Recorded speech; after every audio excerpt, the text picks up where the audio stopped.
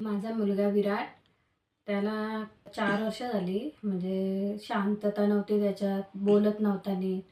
तर त्याच्यामुळे आम्हाला काय समजत नव्हता का याला नक्की काय झालं आहे. मॅमकडे आले मी, पल्लवी मॅडमकडं.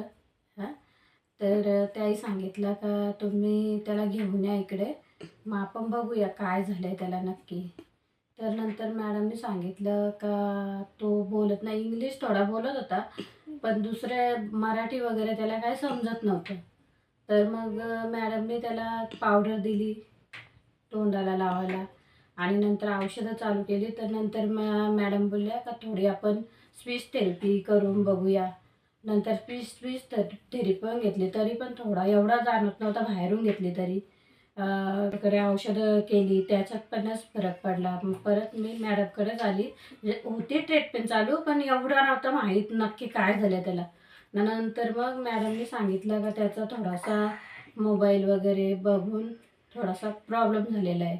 तर मॅडमने मग त्याला बस्ती दिली. बस्तीद्वारे ती ट्रीटमेंट चालू केली. जवळजवळ अजून त्याची बस्ती चालू आहे. आता या वर्षी बंद केली. तर मॅडमने औषधं चालू केली आणि त्याला बराच फरक जाणवायला लागला. थोडा शांत बसायला लागला. स्कूलमध्ये त्याचा चांगला प्रोग्रेस यायला लागला. शाळेतल्या मॅडम बोलायला लागल्या का आता व्यवस्थित बसतो, व्यवस्थित राहतो. मॅडमनी खूप त्याच्यासाठी मेहनत घेतली, चांगली मेडिसिन दिली, चांगली बस्ती करून घेतली. त्याच्यामुळे आता त्याला 8 वर्ष झाली, त्याला व्यवस्थित वाटतंय. मॅडमचं थँक्यू.